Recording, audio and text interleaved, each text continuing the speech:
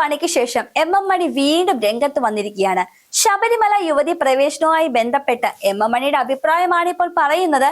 കുറച്ച് എയറിലാകാനുള്ള വകുപ്പ് തന്നെയാണ്. നമുക്ക് എന്തായാലും ആ അഭിപ്രായം ഒന്ന് കേട്ടിട്ട് വരാം വീഡിയോയിലേക്ക്. അയ്യപ്പനെ സ്ത്രീ പ്രസവിച്ചതില്ലേ, പ്രസവിച്ചതാണെന്നാണല്ലോ ചരിത്രം, അല്ല ഛർദ്ദിച്ചതല്ലല്ലോ. അയ്യപ്പനെ എം മണിയെ സ്ത്രീ പ്രസവിച്ചത്, എൻ്റെ അമ്മ പ്രസവിച്ചതാണ്. ഈ രാജ്യത്ത് എല്ലാവരും ജനിച്ചത് അങ്ങനെയാണ്.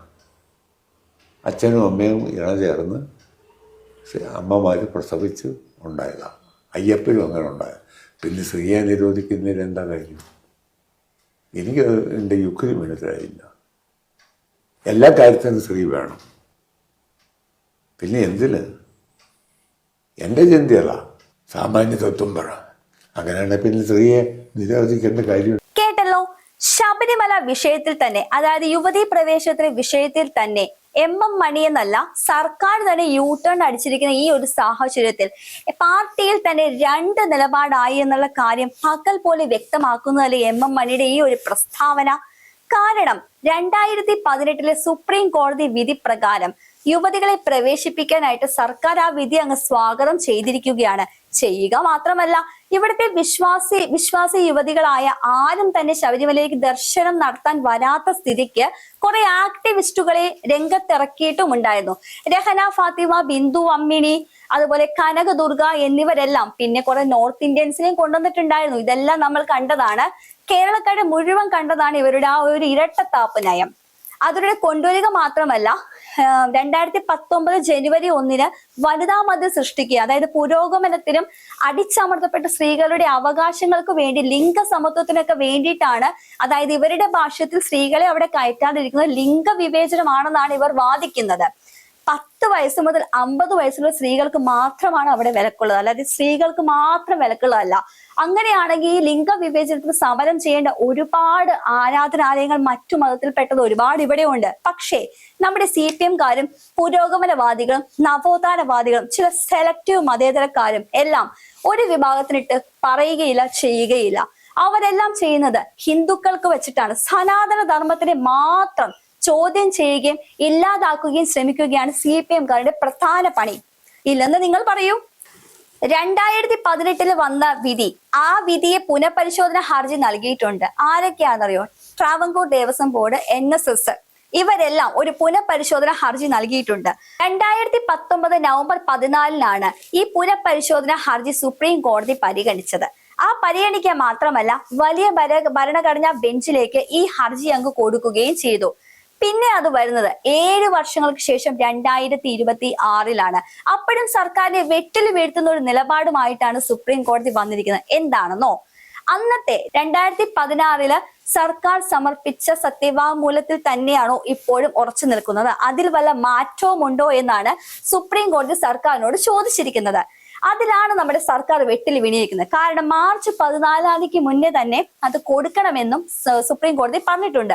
ഒരു ഡെഡ് ലൈൻ പോലെ നമ്മുടെ പിണറായി സർക്കാരിന്റെ നെറുകം തലക്കിട്ട് അടിക്കുന്ന അടി പോലെയാണ് ഇത് നമ്മൾ കാണേണ്ടത്. കാരണം യുവതി പ്രവേശനം വേണമെന്ന് പറഞ്ഞ് സ്വാഗതം ചെയ്യുകയും ചെയ്തു, യുവതികളെ കയറ്റുകയും ചെയ്തു. എന്നാൽ ആ കയറ്റിയത് ഇപ്പോൾ തെറ്റാണെന്ന് അവർക്ക് പറയാൻ പറ്റുന്നില്ല. പകരം അവർ ഡെക്കറേഷനായിട്ട് വേറൊരു വേർഡ് യൂസ് ചെയ്തിട്ടുണ്ട്. മനുഷ്യാവകാശ ലംഘനമൊന്നും അല്ല, പക്ഷേ നടക്കാൻ പാടില്ലാത്ത ശബരിമലയിൽ നടന്നു പോയി എന്നും വാദിക്കുന്നുണ്ട്. അത് എന്ത് ഇരവാദമാണ് പറയുന്നത്? വിശ്വാസികളുടെ ആചാരത്തെ ചവിട്ടി മെതിച്ചിട്ട് യുവതികളെ കയറ്റാത്ത സ്ഥലത്ത് കയറ്റിയിട്ട് എല്ലാം ചെയ്തിട്ട് അവസാനം ഞങ്ങളൊന്നും ചെയ്തില്ല, എന്നാൽ നടക്കാൻ പാടില്ലാത്ത നടന്നുപോയി എന്ന് പറയുന്നത് എന്തിന്റെ അടിസ്ഥാനത്തിലാണെന്നാണ് മനസ്സിലാകാത്തത്. ശബരിമലയിൽ മാത്രമാണോ സ്ത്രീകൾക്ക് പ്രവേശനം നിഷേധിച്ചിട്ടുള്ളത്? അതും ഒരു പർട്ടിക്കുലർ പ്രായത്തിൽ മാത്രമാണ് സ്ത്രീകൾക്ക് പ്രവേശനമില്ലാത്തത്. 10 വയസ്സ് മുതൽ 50 വയസ്സുള്ള സ്ത്രീകൾക്ക് പ്രവേശനം മാത്രമേ നിശ്ചയിച്ചിട്ടുള്ളൂ. സ്ത്രീ എന്ന വർഗത്തിനെ അവിടെ പ്രവേശനമില്ല എന്ന് എവിടെയും പരാമർശിച്ചിട്ടില്ല. ആ ഒരു സാഹചര്യത്തിൽ എം മണി ഈ പറയുന്ന വാദം എത്രത്തോളം ശരിയാണ്? പണ്ട്, അതായത് ഏതാനും മാസങ്ങൾക്ക് മുമ്പ് 2025 ലോക്സഭാ ഇലക്ഷന് ഈ കാണിച്ച് ഇവരുടെ ഈ ഭരണത്തിൽ ചെറിയൊരു അടി ജനങ്ങൾ കൊടുത്തിരുന്നു. ആ ഒരു തിരിച്ചടിയുടെ ആഘാതം സഹിക്ക വയ്യാതെ ഇലക്ഷന്റെ റിസൾട്ട് വന്ന അന്ന് തന്നെ മാധ്യമങ്ങൾക്ക് ഒരു വാക്ക് ഈ എം മണി ഉദ്ധരിച്ചതാണ്. നമുക്ക് വെച്ചു എന്നാണ് എനിക്ക് തോന്നുന്നത്. അതിന്റെ പേര് ഇതുമാതിരി പറപ്പ് പൊടിയെന്ന് പറയും.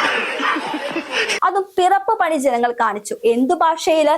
പെൻഷൻ കാശ് നക്കി തിന്നിട്ട് പിറപ്പ് പണി കാണിച്ചു എന്നാണ് എം മണിയുടെ വാദം. ആ വാദത്തെ MA ബേബി തന്നെ തള്ളിക്കളഞ്ഞ സ്ഥിതിക്ക് പിന്നെ പിറ്റേ ദിവസം മാപ്പുമായിട്ട് വന്നതാണ്. എന്നിട്ടാണ് ഇമാതിരി വർത്താനം പിന്നെയും പറയുന്നത്. യഥാർത്ഥ പിറപ്പ് പണി എന്താണെന്നുള്ളത് മണി ആശാന് പാർട്ടി തന്നെ കാണിച്ചു കൊടുത്തു. കാരണം ഇനി വരുന്ന നിയമസഭാ തെരഞ്ഞെടുപ്പിൽ ഏതെങ്കിലും ഒരു സ്ഥലത്ത് നിലവിലെ സീറ്റൊന്നും കൊടുത്തിട്ടില്ല, കടക്ക് പുറത്തുന്ന രീതിയാണ് പാർട്ടി എം മണിക്ക് കാണിച്ചിരിക്കുന്നത്. മാർച്ച് 14 സർക്കാർ കൊടുത്ത ഹർജിയിൽ സമർപ്പിച്ചിരിക്കുന്നത് ഇങ്ങനെയാണ്: മതപരമായ അല്ലെങ്കിൽ ആചാരപരമായ കാര്യങ്ങൾ തീരുമാനമെടുക്കേണ്ട പാണ്ഡിത്യമുള്ളവരും അല്ലെങ്കിൽ സാമൂഹ്യ പരിഷ്കർത്താക്കളുമാണ്, അതിൽ രാഷ്ട്രീയ പാർട്ടികൾക്ക് അവകാശമില്ല എന്നാണ്. ഇങ്ങനെയല്ലല്ലോ അന്ന് പറഞ്ഞത് എന്ന ഡയലോഗാണ് നമുക്ക് ഓർമ്മ വരുന്നത്.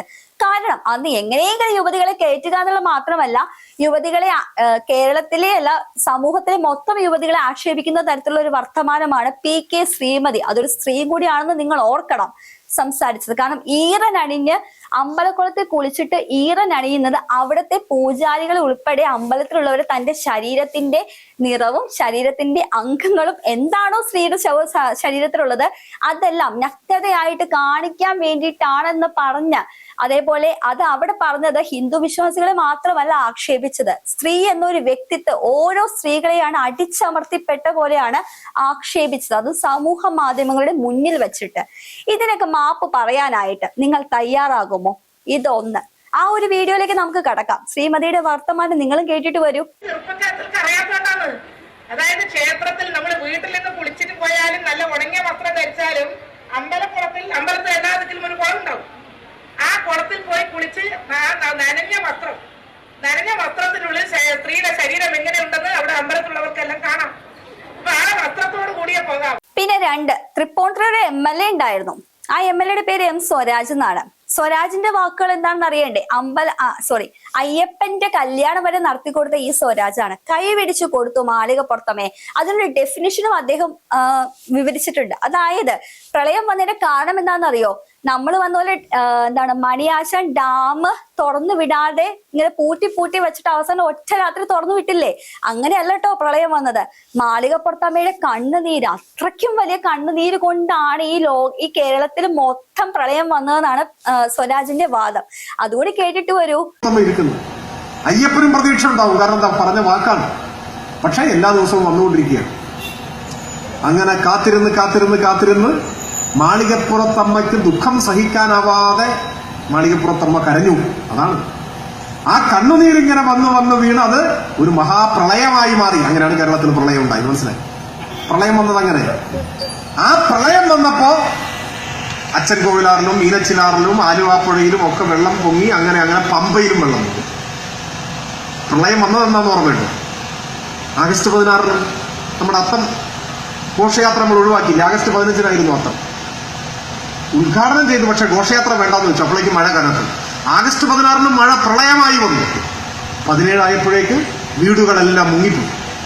അപ്പൊ പമ്പയിലും വെള്ളം പൊങ്ങി. എല്ലാ വീടും വെള്ളത്തിലടി. ആർക്കും അങ്ങോട്ട് പോകാൻ വയ്യ.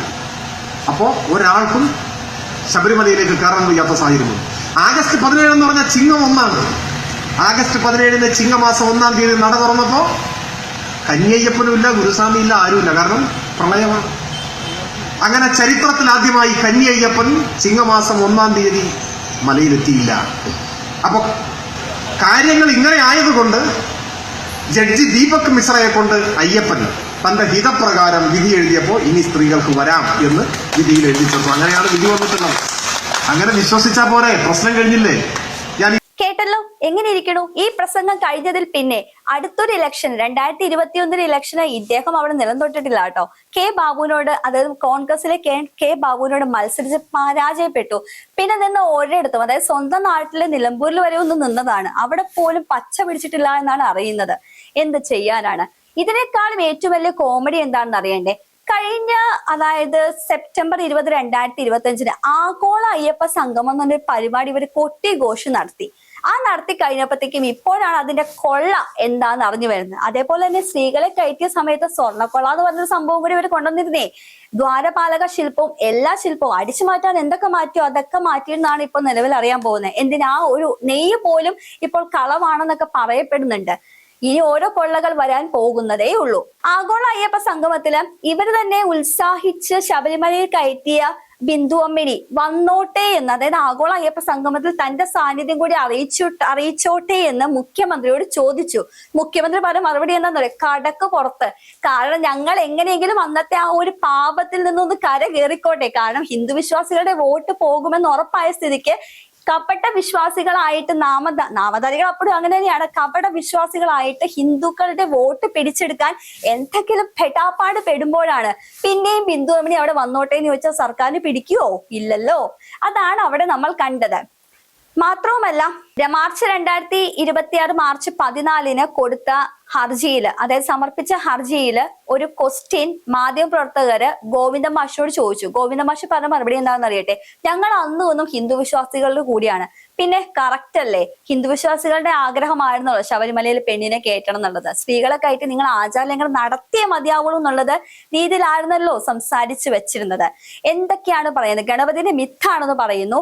ആർത്തവ രക്തത്തിൽ കുളിച്ച അയ്യപ്പന്റെ രൂപം വരെ SFIക്കാര് പൊതു പേജിലിട്ട് അപമാനിച്ചതാണ്. അതിനോളം വരികയില്ലല്ലോ. അയ്യപ്പ വിശ്വാസികളുടെ കൂടെയാണ് നിങ്ങളുടെ കപട മതേതരത്വമാണ് അവിടെ പൊളിഞ്ഞു വീണത്. ആഗോള അയ്യപ്പ സംഗമം നടത്തി കുറെ ആളില്ലാ കസേരകൾ കാണിച്ചു കഴിഞ്ഞപ്പോ ഗോവിന്ദ മാഷ് എന്താ പറഞ്ഞേ? ആളില്ലാത്ത അയ്യപ്പ സംഗമമല്ല, അത് AI സംഗമമാണെന്നാണ് പറഞ്ഞത്. AI ഭാവനയിൽ അത് ക്രിയേറ്റ് ചെയ്തതാണെന്ന് പറഞ്ഞത്. ശരിക്കും കണ്ട ആളുകൾക്ക് മനസ്സിലായി ആളില്ലാത്ത അയ്യപ്പ സംഗമം തന്നെയാണ് അവിടെ നടന്നതെന്നുള്ളത്. കാരണം നിങ്ങൾ എല്ലാവരെയും കൊട്ടിക്കോടിച്ചു. 5000 ആൾക്കാർ വരുമെന്ന് പറഞ്ഞിട്ട് അന്ന് പകുതി ആൾക്കാർ പോലും രാത്രി ഫുഡ് കഴിക്കാനുണ്ടായിരുന്നില്ല. എന്നിട്ട് എത്ര ആൾക്കാരുടെ പേരിലാണ് ഭക്ഷണത്തിന്റെ കണക്ക് വരെ നിങ്ങൾ എഴുതി വെച്ചത്? ഇതൊക്കെ ആരോട് പറയുന്നതാണ്? നിങ്ങളുടെ കൊള്ള സഹിക്ക വയ്യാതെയാണ് ജനങ്ങൾ ലോക്സഭാ ഇലക്ഷൻ നിങ്ങൾക്ക് ചെറിയൊരു പൊടിക്കൈ നൽകിയത്. അതുപോലും താങ്ങാനാവാത്ത നിങ്ങളാണ്. ഇതൊക്കെ ഒരു മാറ്റവും നിങ്ങൾക്ക് വരില്ലാന്ന് കേരള ജനതയ്ക്ക് അറിയാം. പക്ഷെ ഇപ്പോഴത്തെ നിങ്ങളുടെ ഈ ഒരു പിന്തിരപ്പൻ നയം എന്താന്ന് വെച്ച് കഴിഞ്ഞാൽ ഹിന്ദുക്കളുടെ വോട്ട് കിട്ടുമെന്നുള്ള ധാരണയിൽ തന്നെയല്ലേ ഇപ്പോൾ CPM പറയുന്നത്?